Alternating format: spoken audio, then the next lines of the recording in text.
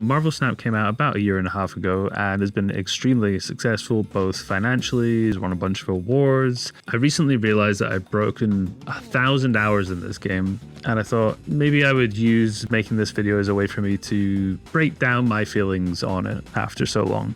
My background is as a more competitive card game player. I've put loads of time into Magic, pretty good amount of time into Hearthstone, Gwent, Artifact, rest in peace. So usually for me, doing well at card games doesn't come that hard because a lot of them are just based off these other games that I mentioned. Interestingly, I actually sucked at Marvel Snap initially. And that, I think, is part of the reason why I got hooked. The gameplay is probably its biggest strength. Fundamentally, it's less of a card game and more of a bluffing game, hidden beneath the card game. The card game aspect is actually nowhere near as important as the betting part. If you are good at managing when you push your advantage and when you retreat from an opponent who has advantage, you will win and you will climb, and it doesn't really matter that much what card you're using within reason. As such, this design is really, really good for replayability because it depends a lot on what your opponent is doing, and they really nailed down keeping the games fast and with enough randomness in that will keep new interesting moments happening constantly. Ben Bro did a great GDC talk on their process. They're very aware of what their audience wants. Being mobile first, the audience wants fast games, they want new stuff all the time, they want flashing lights, jingling keys. So with that in mind, they actually push updates very regularly. Every week there's a new card, there's very regular balance patches, I think it's every 1 to 2 weeks. There's new variants pushed all the time. They're a little bit slower on putting new modes, but the ones that they have in are honestly very good. The Conquest mode is one that is quite divisive. I personally really enjoy it when I want to get a little bit more sweaty. I want to have more competition because you are playing multiple rounds against the same person, and it really becomes important how well you manage those snaps. I would say in the vast majority of cases, the better player will win in a Conquest match unless a particular deck matchup is super lopsided. But considering a lot of players really play this game for short, quick games, many don't want to touch Conquest. For new players, I would say that the experience is confusing. It's actually very enjoyable initially when you start playing this game. You get lots and lots of new cards very quickly, and you're trying lots of new stuff together. It's all, whoa, what's that? Oh shit, this is great. Honestly, an amazing new player experience by most card game standards. Of course, the big fly in the ointment here is the economy. It is a mobile game, and they made a lot of money. How did they do that? They put in a lot of predatory and tricky things and different types of currency. So they are really trying to get you to spend a lot. As far as most normal spenders are concerned, these bundles seem insane, and why the hell would anybody buy them? But that is the truth of the matter. Whales exist. People will buy them. They will keep making them. They will keep making money. An example of how messed up the economy can be is the key system. So when you get past a certain point in your collection, you stop getting cards in your collection track, and now you start getting little bits of other currency and, most importantly, keys. So I mentioned that new cards come out every week,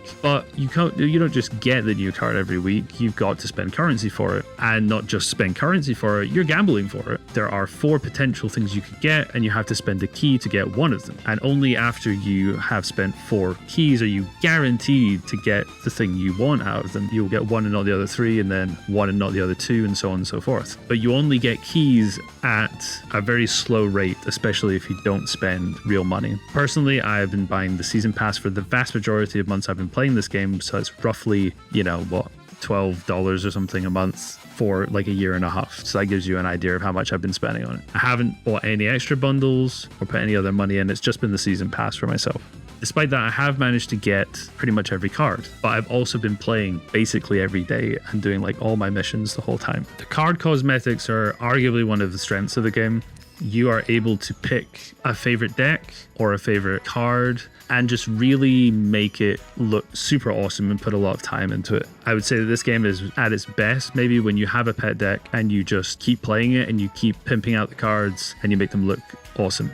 Of course, now they're then trying to entice you to spend real money on these newer, shinier cosmetics you can't get through other methods like these sparkly borders. So again, it's tainted in some fashions, but the strength of this really is that you get to make it your own, and you can truly have a unique looking deck or a cool version of your favorite cars. So if just a whiff of this stuff puts you off, that's totally fair. It's only going to get worse. They are just gradually dropping in more and more examples. But you can be good at the game, get high up in the ladder, get free currency, be able to unlock more things. Whereas in a lot of other mobile games, they purposely make it so there is very little skill differential, and it is a lot more about how big your numbers are before you enter the game. So speaking of skill, what's the competition like? You know, if you want to get sweaty, you want to try and be the best, how do you do that? Well, the two most competitive things you can do in the game are try and get number 1 infinite, or get as many infinite borders as you can in the hardest version of Conquest. It has multiple tiers. In the final tier, you have to win 5 matches in a row against different people.